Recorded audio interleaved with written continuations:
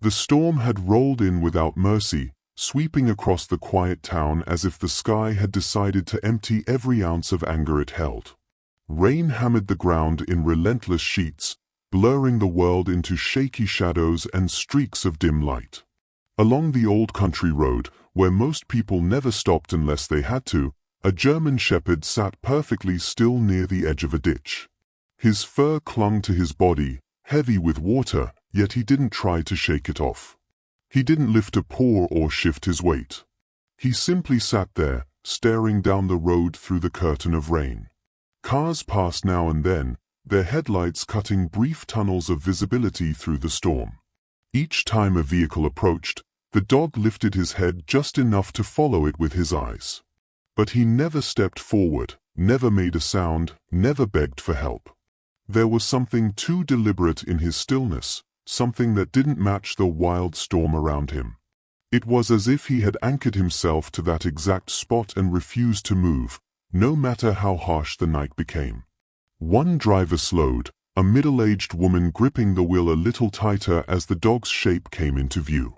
Something about him unsettled her. Animals didn't usually sit like statues in weather this cruel. She lowered her window halfway, letting in the sharp scent of wet earth and the distant rumble of thunder. The shepherd didn't look at her, he only glanced toward the ditch, almost nervously, before returning his gaze to the road. A quiet question rose in her mind, the kind that lingers long after the moment passes. What could make a dog stay out here alone in a storm like this? By the next morning, the storm had eased into a dull drizzle, but the memory of the night lingered across town like a heavy breath. At the small corner shop near the crossroads, the shopkeeper was sweeping rainwater from his doorway when he mentioned casually to a customer that he had seen something strange the night before, a German shepherd sitting alone by the ditch, soaked and unmoving. He said he had driven past again hours later, long after midnight, and the dog was still there. The way he said it made people pause. Dogs wandered, barked, searched for shelter. They didn't sit like sentries in the middle of a storm. Soon the story drifted from one person to the next. A mechanic stepping out for breakfast heard it and shook his head, wondering aloud why the animal hadn't found a barn or porch to crawl under. A school bus driver overheard the conversation and added that she had also seen the dog early that morning, in the exact same spot, staring at the ditch as if hoping something inside would change. That detail unsettled everyone who heard it. Animals didn't fix their gaze on one place unless they had a reason. Two men at the cafe counter debated whether the dog belonged to a nearby farm, though neither could recall seeing him before.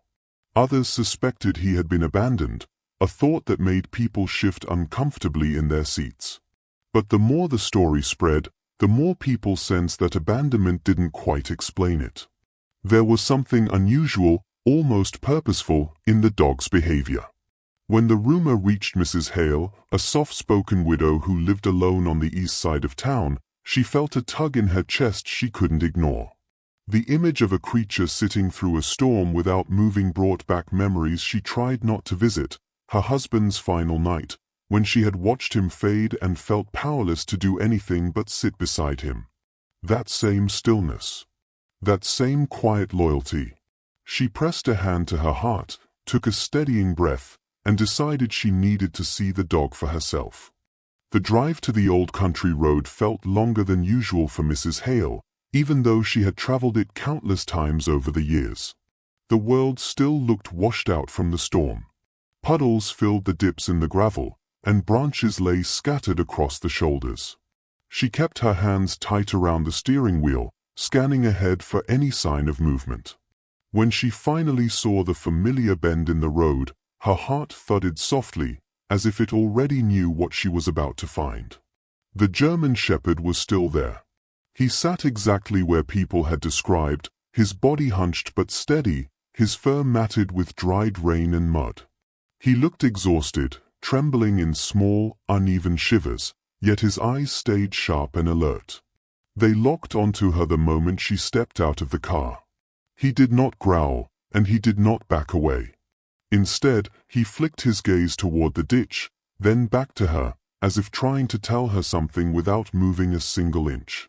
Mrs. Hale approached slowly, her shoes sinking into the soft ground. She spoke in a gentle tone, the same voice she had once used for her husband in his worst moments, hoping calmness could bridge whatever fear the dog held. "It's all right, sweetheart," she murmured. "I'm not here to hurt you." The shepherd's ears twitched at her voice, but he didn't rise. He only watched her carefully, following every step. When she stepped a little closer to the ditch's edge, she noticed a change. The dog's breathing grew tighter, faster, not aggressive, but worried.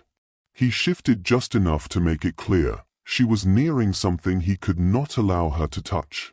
When she stepped back, his trembling eased. A quiet understanding settled over her. This wasn't a lost dog. This wasn't abandonment. This was a guardian holding his ground. And whatever lay inside that ditch, he was protecting it with the last of his strength. The realization tightened her throat as a quiet dread mixed with a strange, rising hope she couldn't yet explain that night. Mrs. Hale stepped away from the ditch only long enough to make the call.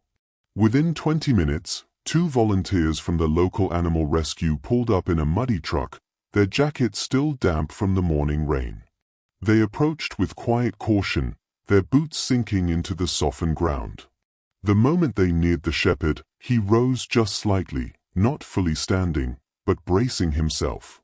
A low, trembling growl slipped from his throat. It wasn't the sound of a dog ready to attack, it was the sound of something fragile trying its hardest to protect what little it had left. One volunteer, a young woman with steady hands, crouched a safe distance away and spoke the way one might speak to a child waking from a nightmare. "Hey, buddy. We're here to help, I promise." Her voice was soft, carrying a warmth that even the chilled air couldn't hide. The shepherd listened, but he didn't relax. His eyes kept darting between her and the ditch, each glance more urgent than the last. The second rescuer moved slowly to the side, careful not to startle him. His not guarding himself, he murmured under his breath to Mrs. Hale. "He's guarding whatever's down there." She nodded, feeling the same truth tighten in her chest. The dog wasn't afraid for his own safety. He was afraid for something more vulnerable. The team spread out slightly, giving him space. They continued speaking in calm, reassuring tones, letting him hear the steadiness in their voices. But every time one of them took a step closer to the ditch, the shepherd tensed, his body trembling harder, muscles tightening with the effort to stay between them and whatever he was protecting. Then it happened in an instant. One rescuer's boot slid on a slick patch of mud near the edge. He stumbled, catching himself, but the movement shifted a cluster of wet leaves and debris. Beneath them, something faint, just a blurred shape, peeked through. A small, collective gasp rose from the group. They hadn't fully uncovered it, but they didn't need to. Something was down there. And the shepherd's desperate vigil suddenly made terrible, heartbreaking sense.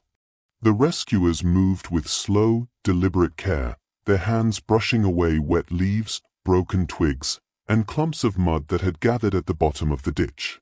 Each layer they lifted made the shepherd's anxiety rise.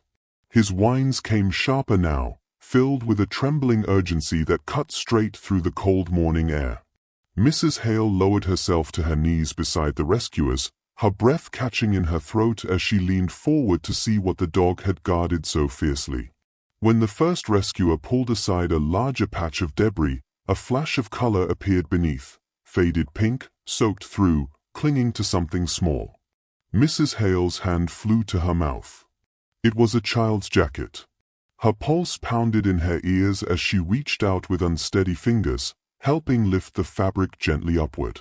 Beneath it lay a little girl, no older than 7, her small body curled in on itself, her face pale but visible beneath strands of wet hair. For a moment, Mrs. Hale feared the worst. But then she saw it, a faint rise in the girl's chest, a tiny breath fighting its way through. "She's alive," one rescuer whispered, voice cracking with relief. The German shepherd immediately pressed forward, lowering his head beside the girl's hand. He nudged her fingers softly with his nose, letting out a trembling whine so full of emotion it nearly broke Mrs. Hale. He had not slept. He had not fled. He had stayed through the storm, through the dark, through the hours of fear, refusing to move from her side. One rescuer examined the slope above the ditch and saw the answer forming clearly. The girl must have slipped down the embankment while playing the previous afternoon, hidden by the storm's chaos. The dog had likely followed her down, refusing to leave after she lost consciousness. Through lightning, animals, cold, and fear, he had kept watch, guarding her tiny body with everything he had left. Mrs. Hale felt tears sting her eyes as the truth settled in. This wasn't loyalty. This was love, pure, protective, unbroken love. The moment the rescuers uncovered the little girl, everything shifted into motion. No one shouted, yet urgency pulsed through the air like a second storm. 2 volunteers slid down the muddy slope with a stretcher, their boots sinking deep into the softened ground. Mrs. Hale held her breath as they gently lifted the child, her small body limp, her skin pale beneath the streaks of dirt and rain. The German shepherd pressed close, pacing in tight circles, whimpering at every movement they made. His fur was soaked, clinging to his trembling frame, but his eyes stayed fixed on the girl, wide, desperate, pleading for them not to hurt her. When the paramedics arrived, the flashing red lights painted the raindrops like sparks. They wrapped the girl in emergency blankets, checked for a pulse, then exchanged tight, serious nods. She was alive, faintly, but slipping. She needed warmth, oxygen, and treatment immediately. As they lifted her into the ambulance, the shepherd lunged forward with a burst of frantic energy.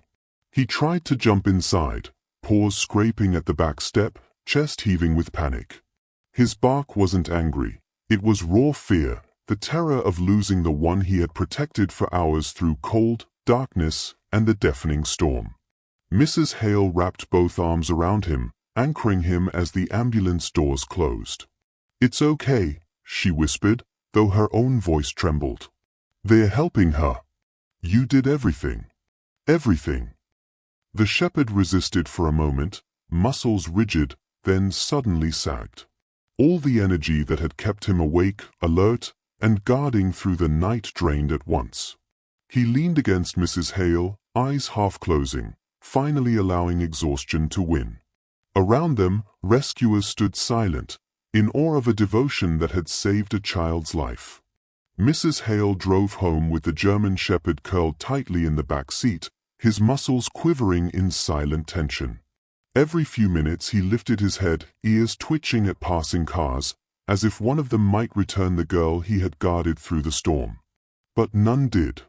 When the car stopped in her driveway, he didn't move until she gently coaxed him out, her voice soft and warm against the chill still clinging to his fur. Inside, Mrs. Hale set down a bowl of food and fresh water, but the shepherd barely glanced at them. He paced instead, not aimlessly, but with purpose, circling the small living room, pausing to stare out the window each time headlights passed on the distant road. His breaths were shallow, restless, filled with worry he couldn't explain. "He's waiting," Mrs. Hale murmured to herself, watching him with a tightening ache in her chest. "He thinks she needs him." After nearly an hour of pacing, he finally settled in front of her door, lowering himself to the floor with a heavy sigh. His eyes stayed fixed on the entrance, ears prickling with every distant sound, the rumble of engines, the crunch of tires on gravel, even the wind brushing against the siding. Each noise made him lift his head, hopeful, only to wilt again when nothing happened. Mrs. Hale knelt beside him, her joints stiff but her heart full. She ran her fingers slowly through his damp fur. "I know that feeling," she whispered. "Waiting for someone you love and not knowing if they'll ever walk back through that door." The shepherd didn't turn his head, but his body softened beneath her touch, just slightly, as if he recognized the gentleness behind her words. She kept talking, telling him pieces of her own story, the family she'd lost years ago, the the quiet house that had never quite felt like home again, the silence she had learned to live with. After a long moment, the shepherd shifted. He inched forward, hesitated, then lowered his head onto her lap. It was small, a single gesture, but it felt like the opening of a locked door. Mrs. Hale exhaled shakily and stroked his head. "You've done so much. Let someone care for you too." Hours drifted by in fragile calm until her phone suddenly rang. She grabbed it, hands trembling. A nurse's voice filled her ear. "The girl is awake." Mrs. Hale closed her eyes, relief flooding through her like sunlight returning after a storm. The moment the German shepherd heard the soft, trembling voice of the little girl, he stiffened, ears pricking forward, then bolted through the hospital corridor as if propelled by every ounce of his exhausted body. Nurses and visitors stepped aside, murmuring in awe as the soaked, muddy dog raced toward the source of the sound. His paws barely made a sound on the polished floor, yet his heart seemed to beat loudly in the quiet anticipation of reunion. The girl's eyes widened as she saw him. A small sob escaped her lips, and her tiny hands reached out instinctively. The shepherd leapt lightly onto the bed, nudging her gently with his nose, pressing close without hesitation. Her parents rushed forward, wrapping both their arms around her and the dog at the same time, tears streaming freely. Relief, disbelief, and gratitude mingled into a single, overwhelming moment. A doctor stepped closer, speaking softly but with unmistakable admiration. She survived because he stayed with her all night. He kept her warm, protected her, and never left her side. Without him, his voice faltered, leaving the rest unspoken. The girl whispered, her voice faint but clear, "He never let go of my jacket, even when I was scared." The shepherd's eyes met hers, and in that quiet exchange, the bond between them spoke louder than any words. Exhaustion finally caught up to him. He curled beside her bed, laying his head gently on the blanket. For the first time since the storm, his body relaxed fully, breathing even and calm. Peace settled over him, over her, and over the room, a quiet, profound testament to loyalty, love, and the unspoken courage of a guardian who had given everything to keep someone safe. In the days that followed, Mrs. Hale found herself drawn to the girl's home more often than she expected. Each visit began as a casual check-in, but soon turned into shared meals, quiet laughter, and the soft hum of conversation that felt like sunlight in a once dreary routine. The German shepherd, still damp in places but drying quickly in the warmth of the house, followed her without hesitation, tail wagging ever so slightly, sensing he was welcome here. The girl, now fully recovered and radiant with shy smiles, named him Storm, a small tribute to the night that had changed everything. The name stuck immediately, carrying both the memory of the danger he had braved and the hope he had brought into their lives. Storm trotted proudly beside her, eyes bright, chest rising with calm confidence, finally free from the tense vigilance that had consumed him through the storm. Dinner tables became places of quiet bonding. Stories were shared, laughter mingled with the clink of dishes, and Mrs. Hale felt a sense of purpose she hadn't realized she missed. She saw the strength in the girl, the gratitude in her parents' eyes, and the unspoken pride in Storm's calm demeanor. A storm that had once symbolized fear, isolation, and danger now represented connection, trust, and unexpected joy. One evening, as the sun dipped low and painted the room in soft gold, Storm lay curled at the foot of the girl's bed, chest rising slowly in sleep. The girl reached down to stroke his fur, murmuring her thanks in a quiet, innocent voice. Mrs. Hale watched from the doorway, a warm, satisfied ache in her chest.